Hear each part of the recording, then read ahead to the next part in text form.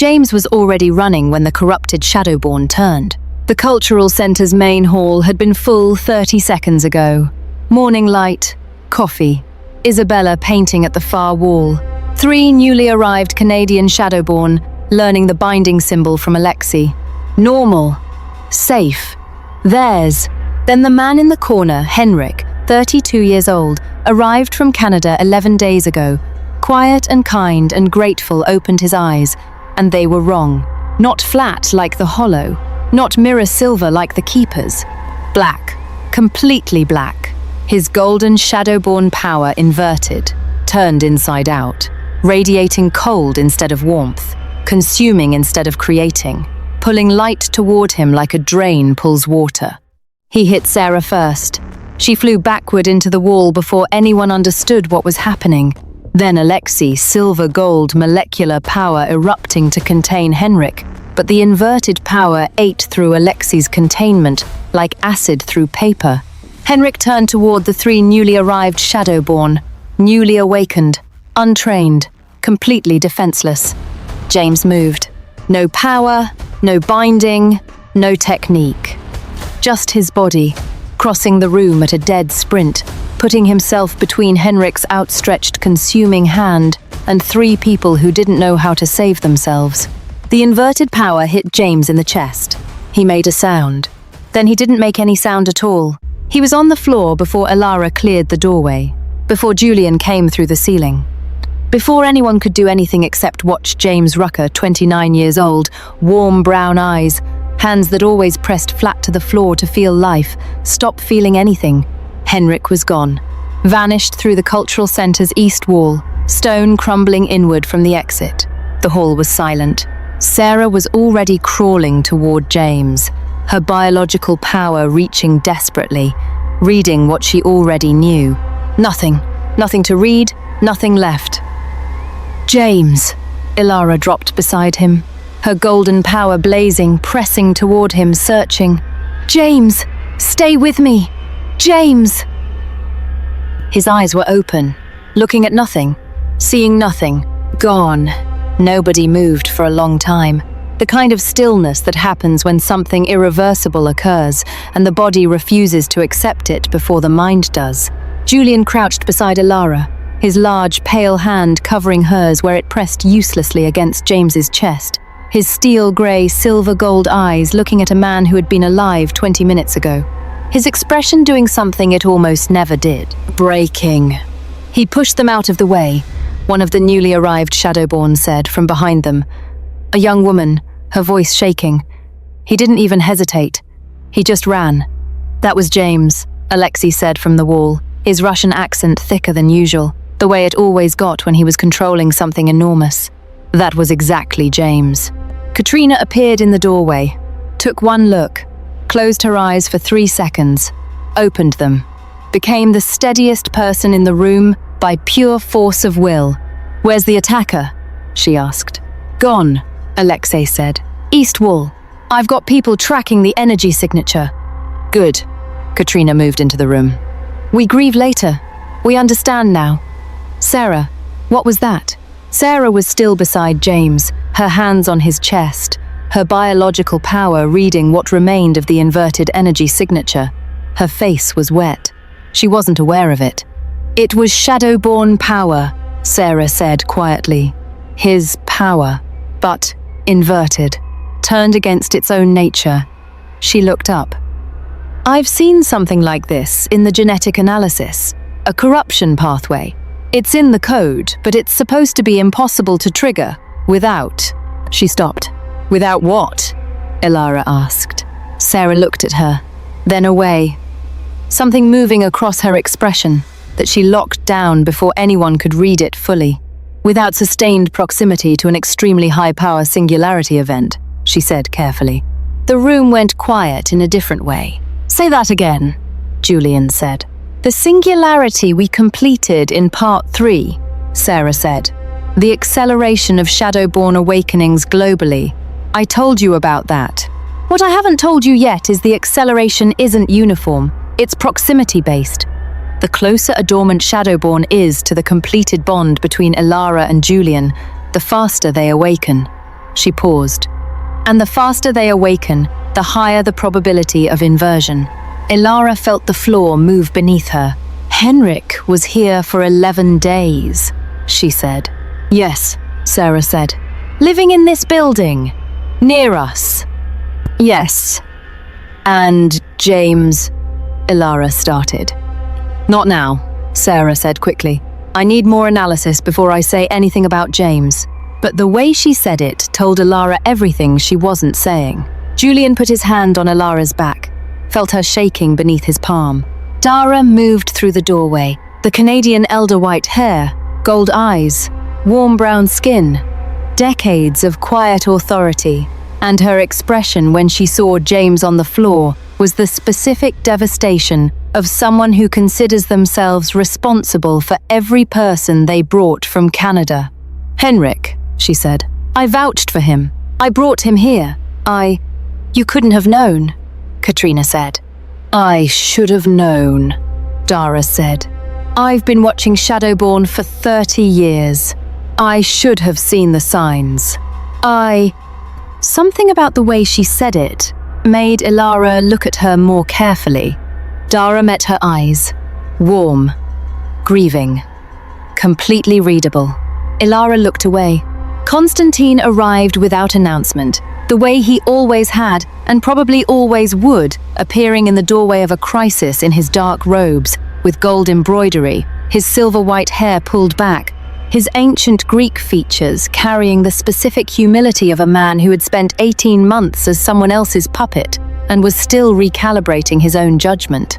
The council traitor, he said without preamble, because Constantine had never believed in easing into difficult things. They've resurfaced.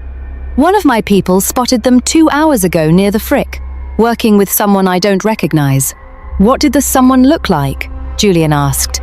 Constantine's ancient silver-grey eyes moved to Elara. Old, older than me, older than anything I've seen since... He stopped. Since the Covenant Keepers. Elara's blood went cold. I need to tell everyone something, Sarah said. She was on her feet, James still on the floor behind her. Her expression had resolved into the specific, controlled calm of a scientist who has decided that the kindest thing she can do for the people she loves is tell them the truth efficiently. The post-singularity analysis, she said. The discovery I've been sitting on since part 3. She looked at each face in the room. The singularity between Elara and Julian didn't just complete their bond. It sent a frequency outward, like a signal, a wake-up call to every dormant Shadowborn bloodline on Earth simultaneously. She let that land. Not dozens, not hundreds. We're talking potentially thousands of bloodlines activating globally, all at once, all without guidance, all without community or understanding of what they are. And a percentage of them, Alexei said slowly, will invert. Based on proximity to the completed bond, yes. And the signal reached everywhere, which means the proximity effect is more complex than just physical distance. It's about resonance, about how closely a dormant bloodline is tuned to the specific frequency of the completed singularity. We didn't just awaken our species, Katrina said. The words of a woman who has spent 30 years hiding precisely to prevent something like this.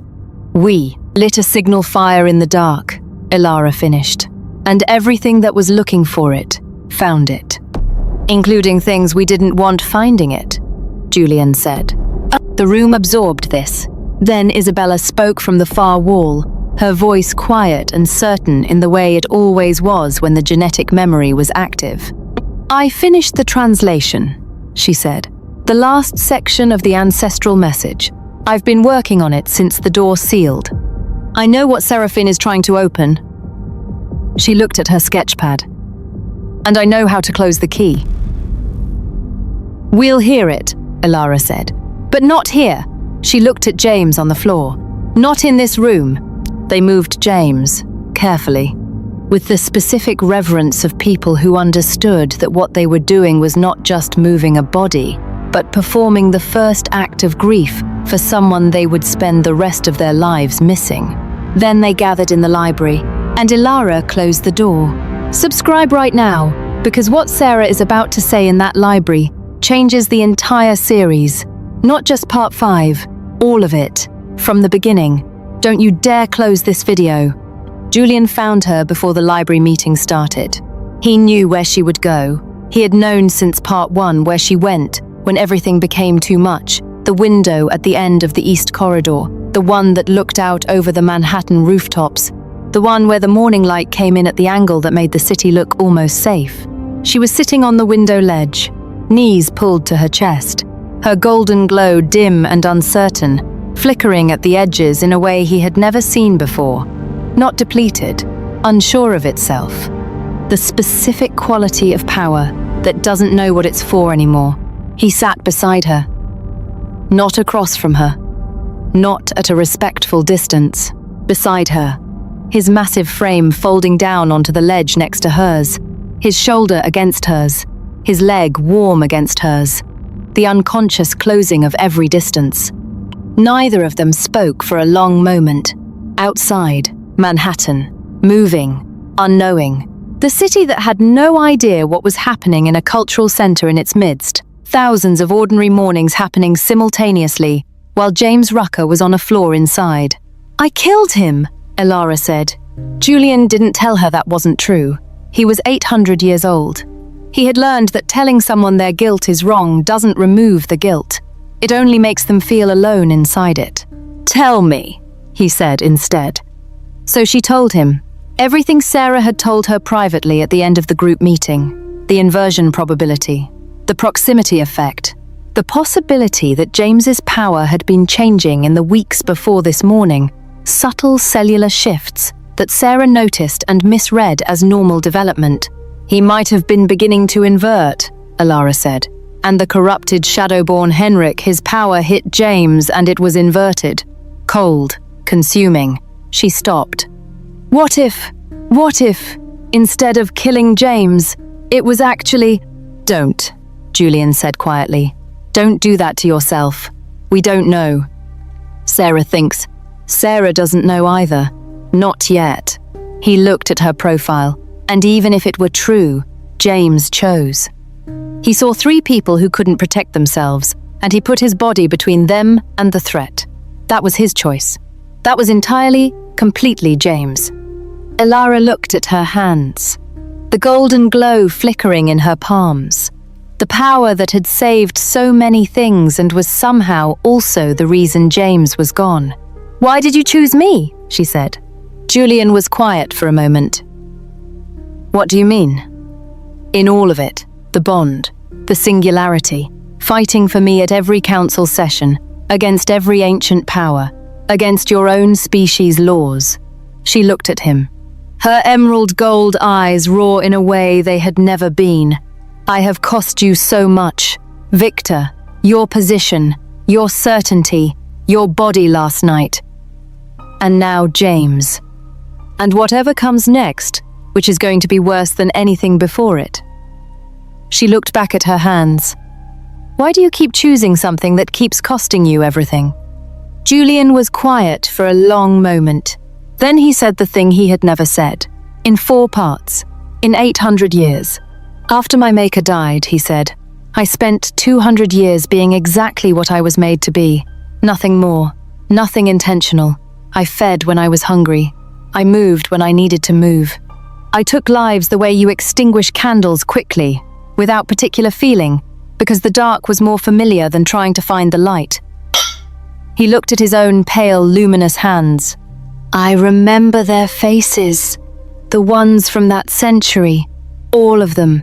800 years of memory, and those faces are the ones that never dim." He paused. "I thought that was just what I was. What the species made me. What the centuries made me. I had accepted it the way you accept weather." He turned to look at her fully, and then a woman in a rainy alley pressed her wrist to the lips of a dying vampire she had met 6 weeks ago at a fundraiser, and dared the universe to make her wrong. His steel grey, silver gold eyes were the most open they had ever been. No calculation, no control, just him. 8 centuries of him, and all of it looking at her.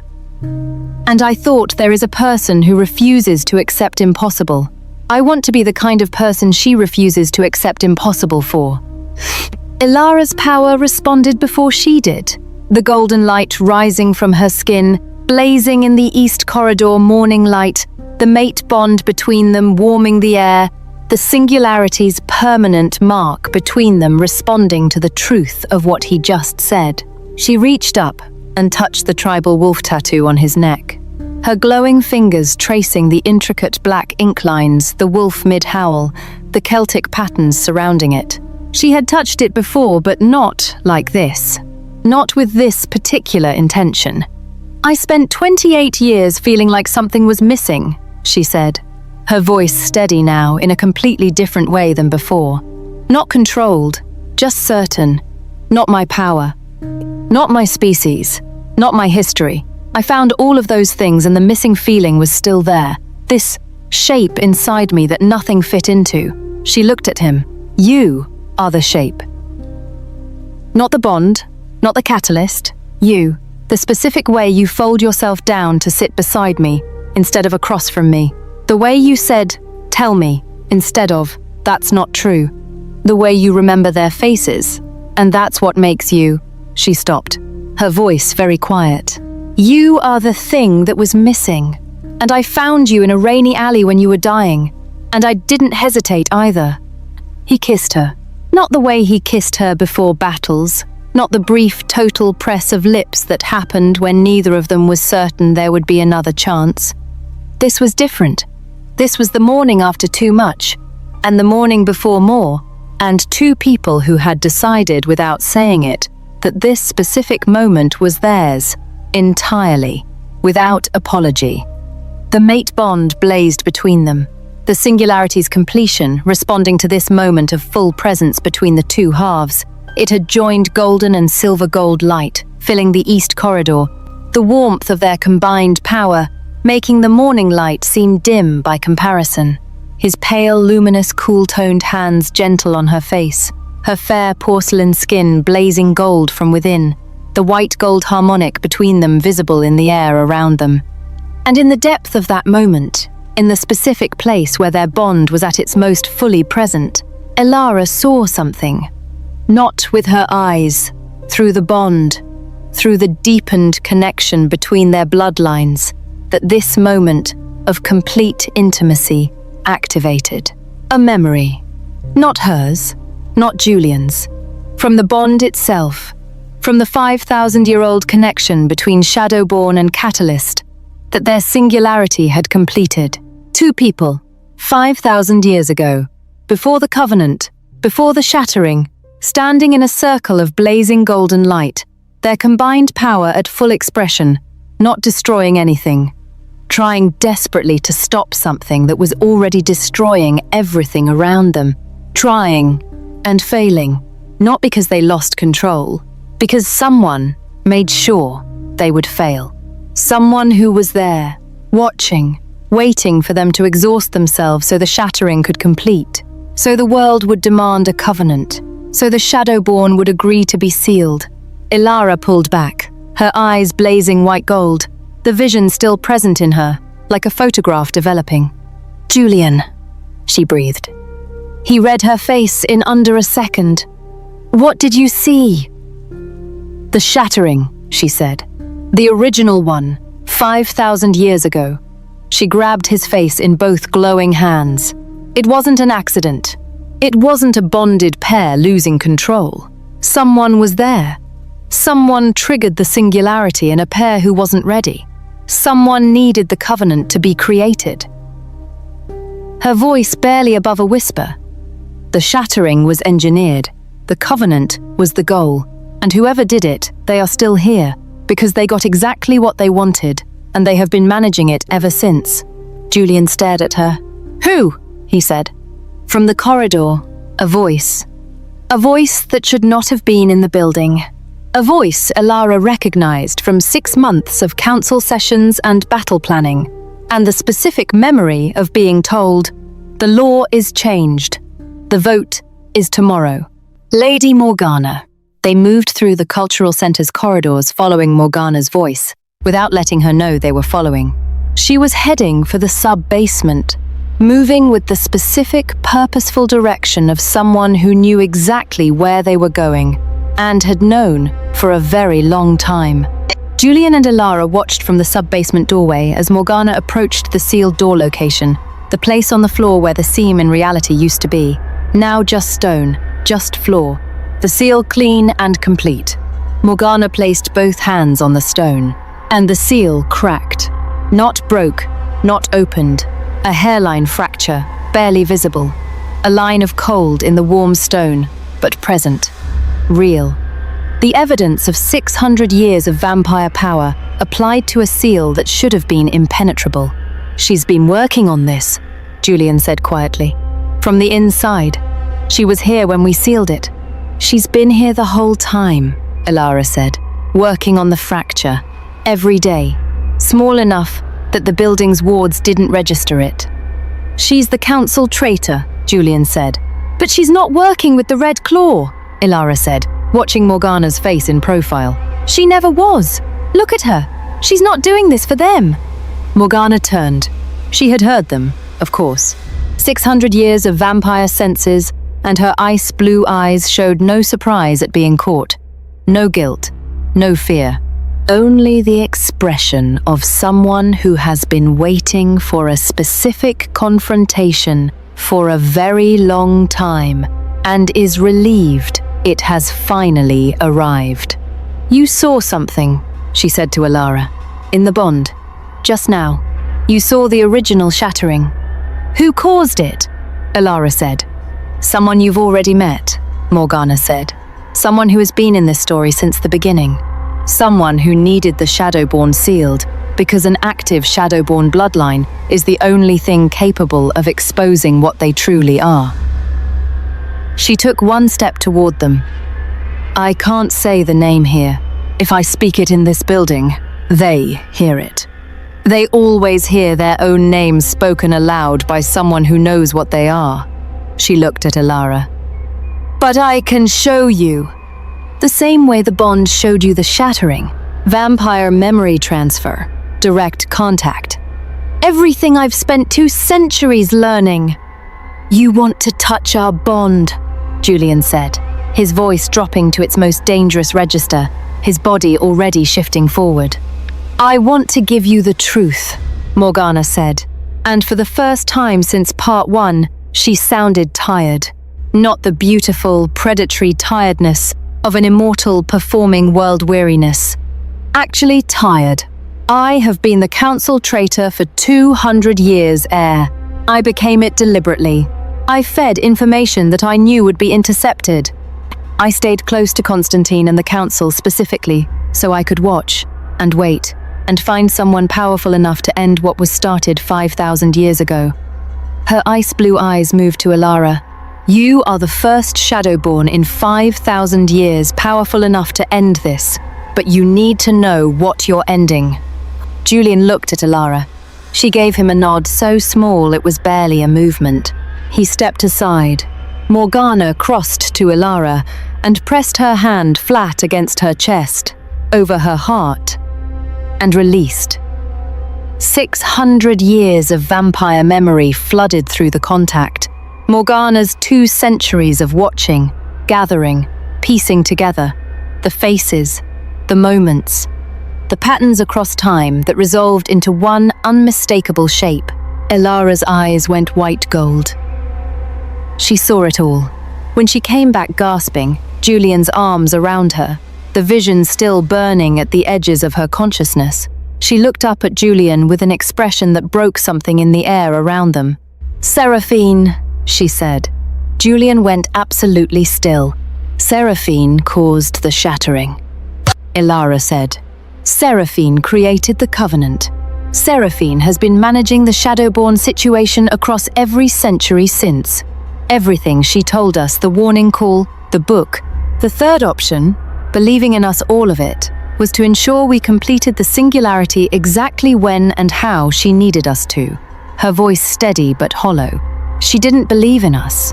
She was using us, the same way the Hollow used Constantine, the same way Constantine used us in part 1. Why? Julian said, the single word carrying 800 years of having trusted very few things and finding even those few had limits. Because a completed singularity between a Shadowborn and a catalyst doesn't just complete the bond, Morgana said behind them. Her voice different now, the relief of someone finally giving down a weight they have carried alone for 2 centuries. It creates a key, a specific frequency of combined power that opens something, not the door the Hollow came through, something deeper, something Seraphine has been trying to open for 5,000 years, something that she split an entire species to gain access to. What does it open? Elara asked. Morgana opened her mouth, and then she stopped. Her ice blue eyes dropped to look at something, at the blade between her ribs. Ancient, silver, carved with symbols. Elara recognized not covenant symbols, older. The oldest symbols she had seen, older even than Isabella's ancestral paintings. Morgana's hand found the sub-basement wall. She slid down it slowly, standing where she had been standing, stepping out of shadows that had not existed a moment ago. Dara. White hair, gold eyes, warm brown skin. The Canadian elder who had held vigil during the singularity, who Katrina had embraced like a returning friend, who had arrived with her community and been welcomed and trusted. She looked at Elara and Julian over Morgana's falling body with an expression of mild regret, the way you might regret spilling coffee. She was about to tell you too much, Dara said pleasantly. I couldn't allow that. Julian moved, vampire speed, across the sub-basement, his hand at Dara's throat.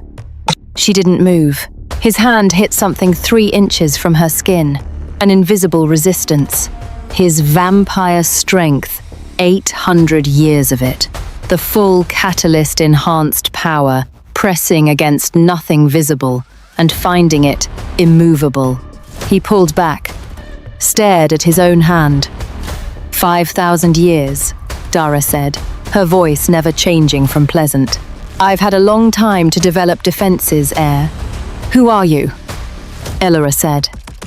Dara looked at her, her gold eyes, which had always seemed warm, which Katrina had looked at and seen safety, doing something that gold eyes had never done in this series. Going ancient, the specific depth of something that has been looking at the world from behind borrowed faces for 50 centuries. You already know, Dara said softly. You saw it in the shattering memory. You just haven't let yourself say it yet. Elara stared at her. Seraphine, she said. Dara smiled. Hello, Dr. Valen. If your heart just stopped, that makes 2 of us. Subscribe and comment if you saw that coming, because I absolutely did not. And you need to see what Seraphine, the real Seraphine, does next. Katrina's scream of power arrived before she did. It came through the sub-basement ceiling, down through the stone. A wave of golden Shadowborn energy so precise and so enormous that it cracked the walls and made Dara Seraphine take 1 step backward, the first step backward she had taken, Elara suspected, in several centuries. Katrina landed in the sub-basement doorway, not dropped from above, walked through the doorway, but her power had arrived ahead of her, and the distinction barely mattered. 30 years of hiding, of containing, of precise, careful, controlled power, deployed in small, careful doses, so no vampire could ever find her. All of that pressure, all of that containment, released. Her gold-tinted green eyes, Elara's eyes in an older face blazing at full power for the first time in the series. The specific fury of a woman who has sacrificed everything for 30 years and is looking at the reason why.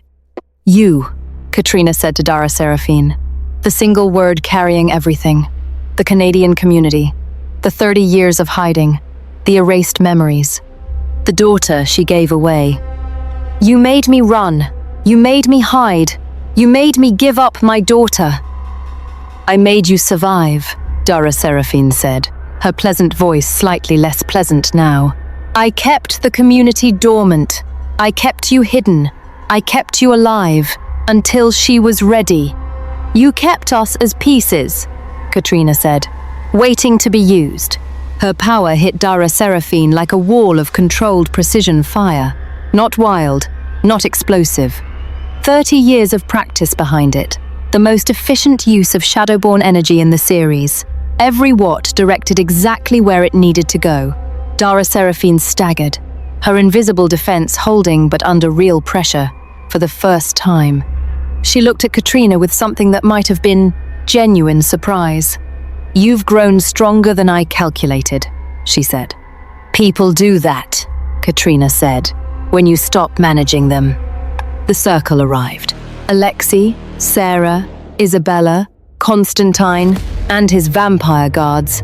The remaining Canadian Shadowborn, the sub-basement filling with people and power, and the specific chaos of a confrontation that had too many variables for anyone to control completely.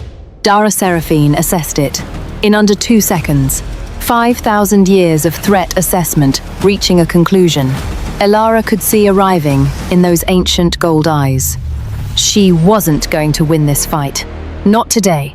Not with the full circle and Constantine's vampires and Katrina's uncontrolled precision and Elara's bond-amplified power all in the same room. She didn't need to win this fight.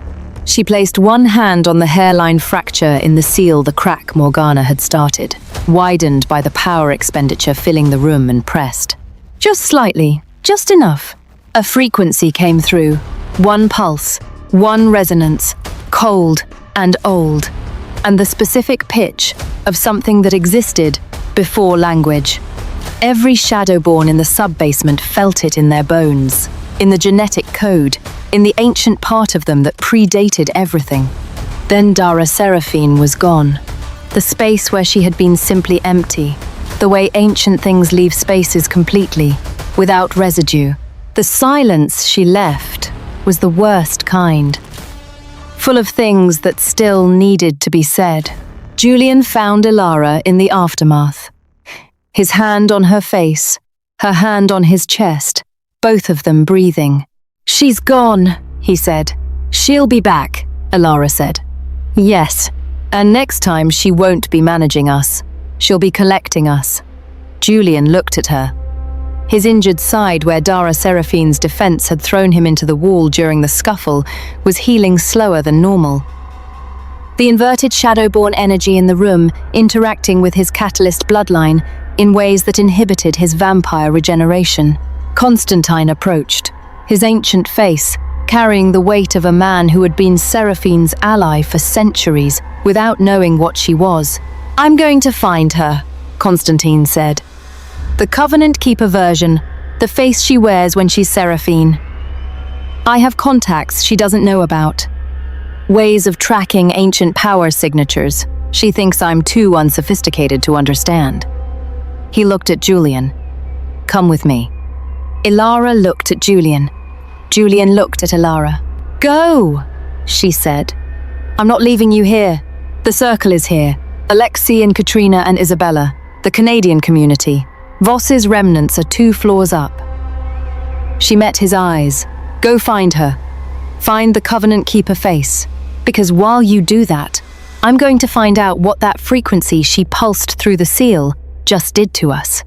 To us, he repeated. Did you feel something? Didn't you? He had.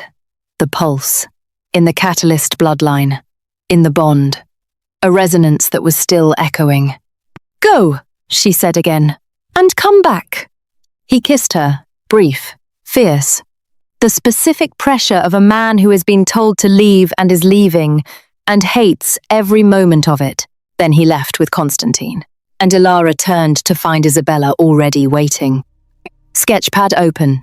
Expression of someone who has been carrying an answer and waiting for the question to become urgent enough. Tell me, Elara said. The last section of the ancestral translation, Isabella said. The part I couldn't access until the pulse from the seal hit me just now. It unlocked something in the genetic memory. She turned the sketchpad around. Ancient symbols, dense, the most complex sequence, Isabella had painted in the series. The key, Isabella said. The completed singularity between you and Julian, the ancestral text calls it the first key, and it explains what it opens. She paused. And it explains how to close it. How? Elara said. Isabella looked at Sarah, something passing between them. The bond can be broken, Sarah said carefully. The singularity can be uncompleted. If the first key is destroyed, if the bond between a Shadowborn and their catalyst is severed, the lock closes permanently. Seraphine loses access to what she's been working toward. The door can never open. How do you sever the bond? Elara asked. The silence that followed was the specific silence of an answer nobody wants to give. One of you has to die, Sarah said. The bond only breaks one way. It was designed that way by the original species, a safeguard. A Shadowborn and Catalyst bonded at singularity level are meant to be permanent. The only exit is death, Elara said. Yes. Alexei, listening from the doorway, said nothing, his grey-green eyes moving to Elara's face and staying there. Katrina made a sound, not a word, just a sound. The specific sound a mother makes when she understands what her daughter is considering. There is another option, Isabella said. In the translation. It's incomplete, I can't read the last section clearly. But there's something, another way.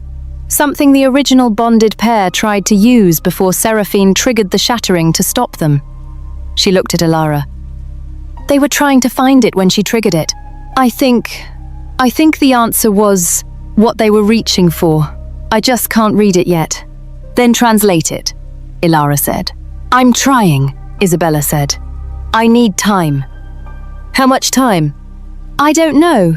Before Elara could respond, her phone rang. Julian. She answered immediately. Did you find her? His voice, on the other end, was wrong. Not in the hollow way, in the Julian hurt way, in the way his voice went when he was injured and controlling it. Constantine's contacts came through, he said. We found where the Covenant Keeper version of Seraphine operates from. Elara. He paused. It's the council building. It's been the council building the entire time. She has a chamber below the sub-basement, below where the door was. Below it, Elara said. She was here when we sealed the door, Julian said. She helped us seal it. She was guiding the whole process. The book she gave you, the warning call. She was engineering the singularity's completion from inside the Covenant Keeper role, while simultaneously being Dara inside the Canadian community. Another pause. She's been in two places for 30 years, managing both sides simultaneously. Julian, are you hurt? A too long pause. I've been better. How bad? The catalyst, healing suppression from the inverted power. He stopped. Started again. Constantine's people are helping. I'll be back within the hour. Come back now, Elara. Julian, her voice stripped to the specific urgency of someone who has just been told that one of them might need to die and is not interested in him being anywhere other than where she can see him. Come back now. A shorter pause this time. On my way, he said. She lowered the phone, found the entire circle watching her. While we wait, she said. Isabella translates. Sarah monitors the seal fracture. Alexei. I know, Alexei said. Perimeter. And if Dara comes back before Julian does? Katrina stepped forward, her golden power still blazing at its new, uncontrolled intensity. 30 years of pressure that had been released and had no intention of going back in. Then she deals with me first, Katrina said. Comment right now what you think Isabella's translation says, because when Julian gets back and Elara tells him about the bond breaking, his reaction is going to destroy you. Subscribe if you're not already. This ending is coming fast. Julian arrived back in 40 minutes. Not the hour he promised. He had pushed it. His injured side was visibly wrong, the specific way he held himself when something was not healing the way it should, his left arm slightly limited, his posture compensating. Elara looked at him across the Cultural Center library. He looked back at her. "Tell me," he said. So she told him. The bond breaking, the singularity severed, one death, the lock closing permanently. He listened without interrupting, his steel grey silver gold eyes on her face the entire time, not the words, reading her. When she finished, he was quiet for 10 seconds. "No," he said. "Julian!" "No," he crossed to her. His hands on her face gentle, the way they always were, the specific contrast of his size and his gentleness that had characterized him since part 1. We find the other option, Isabella's translation. "I can't read the last section," Isabella said from the corner. "It's the most complex sequence in the ancestral text. It needs something to unlock it, some kind of activation that I haven't." The cultural center shook, not an explosion, not an attack, a resonance. The same frequency that Dara had pulsed through the fracture in the seal, but larger now. Sustained. Coming from below, from the chamber, Julian said Seraphine had beneath the sub-basement, coming up through the floors, through the stone, into the library, where every Shadowborn felt it, in their specific Shadowborn cells. "She's pushing it again," Sarah said, her biological senses reading the frequency. "Sustained this time. She's not pulsing it. She's holding it open. Ask." Every Shadowborn in the building felt the activation. The Canadian community on the upper floors, the circle in the library, Alexei on the perimeter, reporting through his earpiece that the newly arrived Shadowborn were all blazing simultaneously, their power spiking without their control. And in the 7 corrupted Shadowborn held in the containment Alexei had constructed in the East Wing, something happened. The inversions began to reverse. The consuming cold power warmed, turned gold, became what it was supposed to be. "The frequency is reversing the corruption," Sarah said, stunned. "It's the original species resonance. It's repairing the inversion." "Seraphine is. She's not doing it to help them," Elara said, because she could feel what it was doing to her. The frequency hitting the completed singularity. The first key resonating with the original species resonance, the way a tuning fork resonates with its matching note. The bond between her and Julian blazing brighter than it ever had, brighter than the intimacy scene, brighter than the singularity itself, the white gold harmonic between them expanding outward from the cultural center. And Elara began to ascend, not the gentle deepening of the singularity's completion, not the controlled power of the binding ritual. This was the original species power flooding through the only completed bond in existence, filling her the way water fills a vessel that was designed for exactly this volume and has never been full before. Her eyes went white, pure white, every color of the spectrum combined and simplified. "Elara." Julian's hands on her face. "Elara, stay with me." She looked at him from inside it. From inside something that was larger than her body and her species and the 5,000 years of sealed history. "I can see everything," she said. Her voice layered her voice and something older beneath it, the same genetic memory that ran through Isabella's paintings, but in a living person's voice, speaking in a living moment. 5,000 years.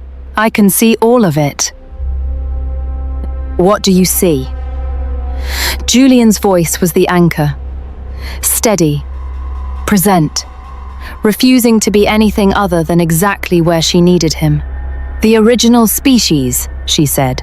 "Before the covenant, before the split, what we were." She looked at him.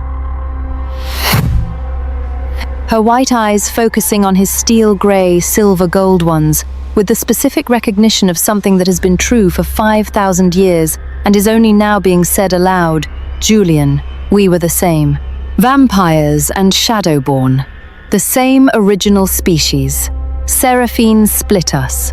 She didn't seal the Shadowborn to protect the world. She took one species and divided it into 2. She created vampires and Shadowborn from one original people." Julian stared at her. "Why?" he breathed. Because of what one member of the original species was going to do, Elara said. The Ascension giving her access to the memory she had almost reached during the intimate scene, the one that had been just out of reach. Someone whose power was unlike anything else in the species. Someone who was going to... The frequency cut off. Seraphine, in the chamber below, withdrawing the resonance.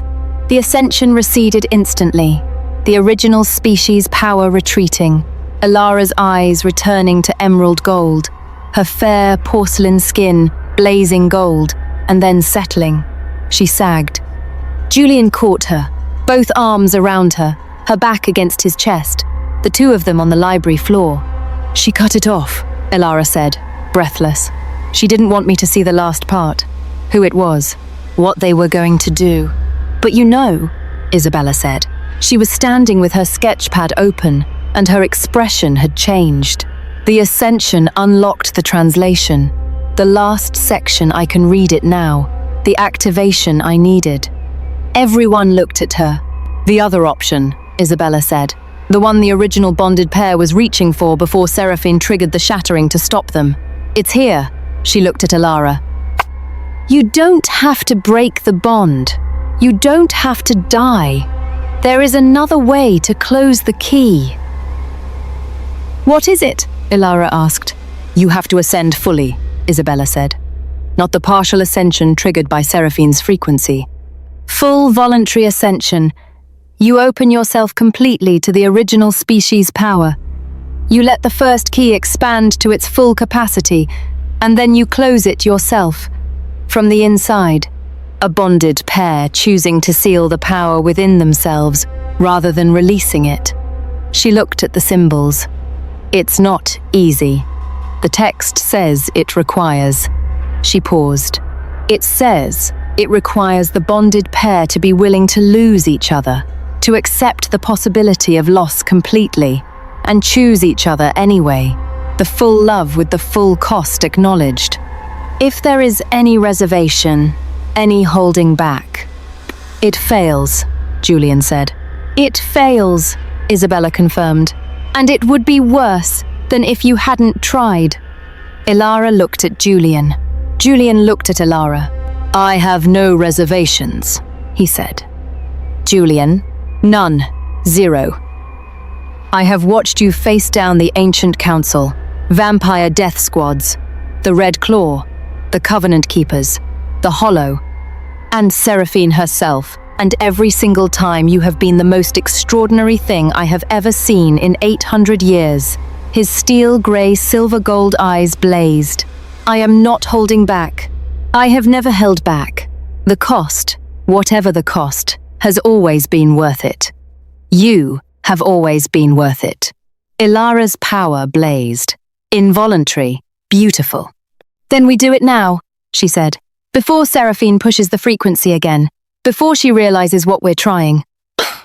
The full circle, Katrina said, on her feet, blazing. The most powerful version of herself that had ever been in a room with her daughter. We anchor, like the singularity in part 3. Full binding lattice. James's position in the lattice, Alexei said. Who holds it? A small silence. Then one of the 3 newly arrived Canadian Shadowborn, the young woman James had died protecting that morning, stepped forward. I'll hold it, she said, her voice shaking but her feet planted. He died so I could be here. I'll hold his position. Nobody argued. The circle formed. In the Cultural Center library, surrounded by Isabella's paintings of ancient symbols, suddenly blazing with recognition, the ancestral knowledge responding to the event it had been encoding for 5,000 years. The binding lattice ignited, every Shadowborn blazing. Elara and Julian in the center, his hands in hers, her golden glow and his silver gold catalyst light meeting between their joined palms in the white gold harmonic.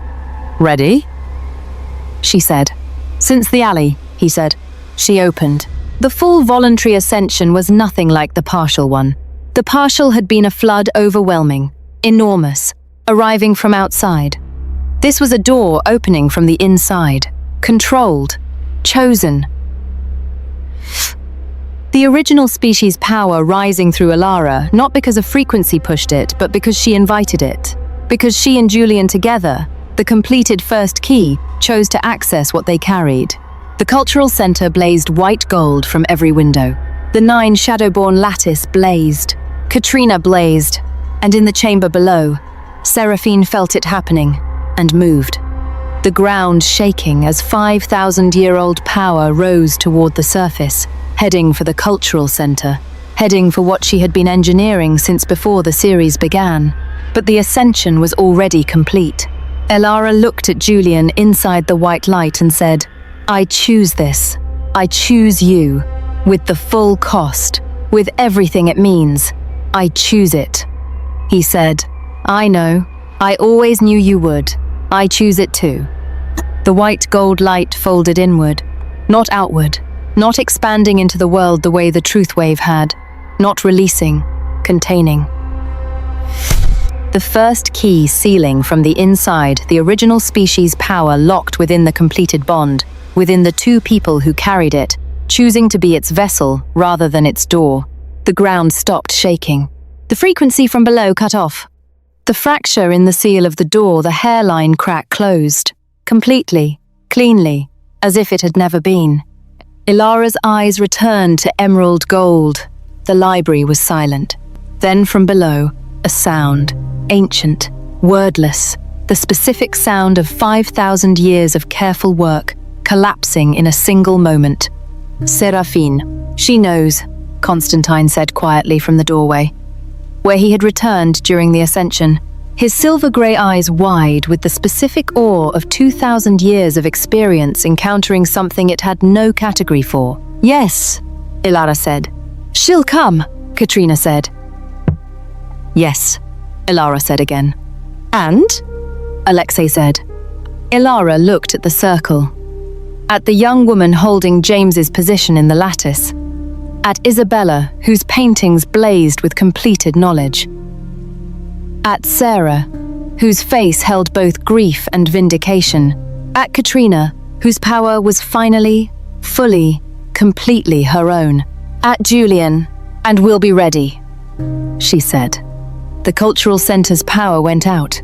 Total darkness, every light, every screen, every piece of technology, dead. Not a power failure, a presence. In the darkness, Dara's voice, Seraphine's voice, both. The fracture between the 2 consciousnesses she had maintained for 30 years finally visible in how she spoke, the warmth of Dara and the cold of Seraphine layered over each other like 2 recordings playing simultaneously. "Impressive," she said. "I didn't think you could do it voluntarily. I underestimated the bond." A pause. "I've been underestimating bonds for 5,000 years. It's my one consistent mistake." "Leave," Elara said into the darkness. "I will," Seraphine said. "For now. The key is sealed within you. That means you are the door, Dr. Valen. Not the key to it, the door itself. And doors." Her voice moved around the room. "Everywhere and nowhere can be opened from either side." "Then we'll seal this side," Julian said. "You already have," Seraphine agreed. "Which is why I'm going to open it from the other." Silence. Then, the original species had a name, for what one of your circle carries, the power that made me split the species in the first place. The power that made everything necessary, her voice at its coldest, its oldest. I'm going to find it in them before you do. And when I do... The lights came back on. Everyone looked at each other. The circle, Constantine, Katrina, Voss, and her remnants who had arrived during the ascension. Everyone present, everyone conscious, everyone apparently unaffected. Elara scanned every face. Then she stopped, looked at one face more carefully, then looked at Julian. She already found it, Elara said quietly. Not to the room, to him. Her voice barely above a breath. Julian's expression, the most frightened it had been in the series. What? The name she mentioned, the original power, the one that made her split the species. Elara looked at the one face she had stopped on, the face that looked back at her completely normally. Completely present, completely unaware. She's known who carries it since before we started this. She didn't need to find it. Elara looked at Julian. She needed us not to find it. All of this Dara, the corrupted Shadowborn, the Ascension, the frequency, it was misdirection. She was keeping us looking at the door while the thing she actually needed was standing in this room the entire time. Who? Julian said.